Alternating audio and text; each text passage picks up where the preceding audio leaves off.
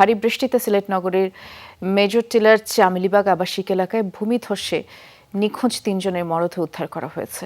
Fire service ও সেনাবাহিনীর তৎপরতায় প্রায় ৬.৫ ঘন্টার পর বাবা মায়ের সাথে শিশুর মরদেহ উদ্ধার হয়।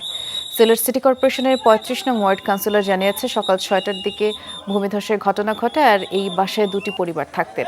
ভূমিধসে ঘরের নিচে আটকে পড়া ২ পরিবারের ৬ জন সদস্য ফায়ার সার্ভিস, পুলিশ আর স্থানীয়দের সহায়তায় এক পরিবারের ৩ জনকে জীবিত উদ্ধার করা গেলেও আরেক পরিবারের যে ৩ সদস্য আটকে পরে ফায়ার সার্ভিসের পাশাপাশি উদ্ধার কাজে সেনাবাহিনীও নামে। এরপরে ওই ৩ জনের মরদেহ উদ্ধার করা হয়। বৃষ্টির পরে আধা ঘন্টা পরে একটা ডাক দিছে, ডাকের সময় ভূমি ধসে পড়ে।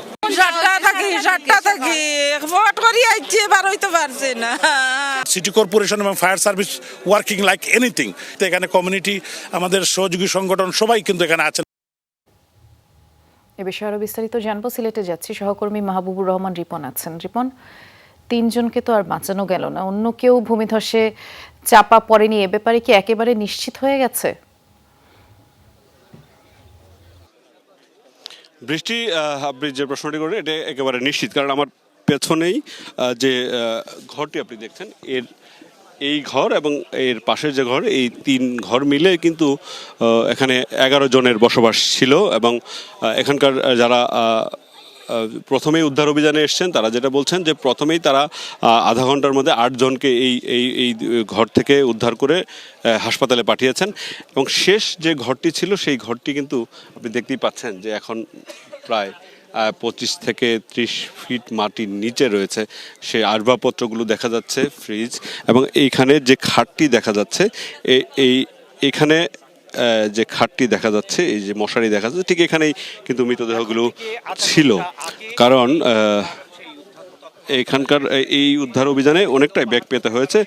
প্রথমে স্থানীয়রা, তারপর সিটি কর্পোরেশন এবং সবশেষ ফায়ার সার্ভিসের 2টি ইউনিট এসে যখন পারছিল না, তখনই কিন্তু সেনাবাহিনীকে ডেকেছে সিলেট সিটি কর্পোরেশনের মেয়র আনোয়ারুজ্জামান চৌধুরী। তিনি সেনাবাহিনীর সাথে যোগাযোগ করে দ্রুত সেনাবাহিনীকে এই উদ্ধার কাজে লাগানোর চেষ্টা করেন। কারণ এই উদ্ধার অভিযানটি মূলত ছিল যাতে করে এই 3 জনকে, বিশেষ করে করিম এবং তার স্ত্রী রুজি এবং তার যে সন্তান তানিম, তাকে উদ্ধার করা, 15 মাসের শিশু সন্তান, তাকে উদ্ধার করার যে চেষ্টা, সেটা কিন্তু এলাকাবাসীর সাথে সাথে সিটি কর্পোরেশন, ফায়ার সার্ভিস সবাই চেষ্টা করছিল, কিন্তু কোনোভাবেই কুলকিনারা করা যাচ্ছিল। সে কারণেই সেনাবাহিনীকে ডাকা হয় এবং সেনাবাহিনী এসে মূলত সেনাবাহিনী 11:30টার দিকে কাজ শুরু করে প্রায় 2 ঘন্টা শেষে প্রায় 1:20 থেকে 1:30, এই 10 মিনিট, এই 2 ঘন্টার মধ্যেই কিন্তু তারা মূলত এইখানকার এই যে যেখান থেকে এখন আসবাবপত্র সরানো হচ্ছে, যেখানে দেখতে পাচ্ছেন আপনি, যেখানে এই খাটটি রয়েছে, সে খাটটি ভেঙে চুরমার হয়ে গেছে এবং এই খাটের নিচ পুরো মাটির চাপে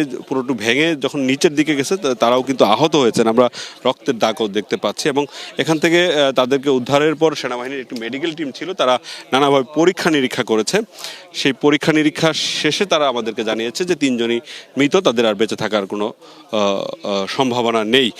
সব মিলিয়ে এই মুহূর্তে কিন্তু এই অঞ্চলের মানুষের আসলে শোকাবহ আবেগ বিরাজ করছে। আমি একটু বিষয় বলে রাখি যে এখানে শুধু এই ঘটনাটি ঘটেছে এমন না, এখানে কিন্তু আরও অনেক বাড়িঘর রয়েছে। আপনি দেখতে পাচ্ছেন প্রায় 400 ফিট উঁচু একটি পাহাড় কেটে এটি প্রায় অর্ধেক করে ফেলা হয়েছে এবং এই পাহাড়ের পাদদেশগুলো কেটে কিন্তু এই বাড়িঘরগুলো নির্মাণ করা হয়েছে। এবং নিম্ন আয়ের মানুষ, একদম মধ্যবিত্ত, নিম্ন মধ্যবিত্ত, তারাই কিন্তু এই কাজগুলো করেছেন।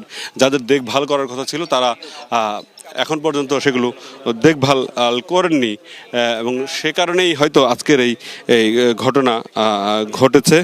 আমাদের কাছে আসছে সাবেক মেয়র আরিফুল হক চৌধুরী, প্রায় 6 মাস আগে দায়িত্ব ছেড়েছেন।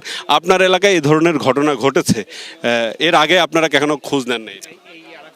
তখন আমি যখন দায়িত্বে ছিলাম তখন কিন্তু এটা সিটি কর্পোরেশন আওতায় আসছে নাই। আমি ছাড়ার 2 মাস আগে এটা আওতায় আসছে।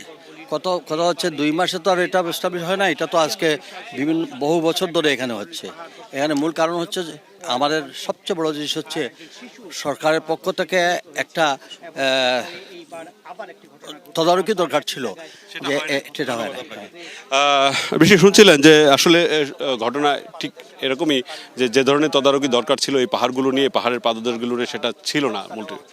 বৃষ্টি শুনছিলাম। ধন্যবাদ জানাচ্ছি রিপন।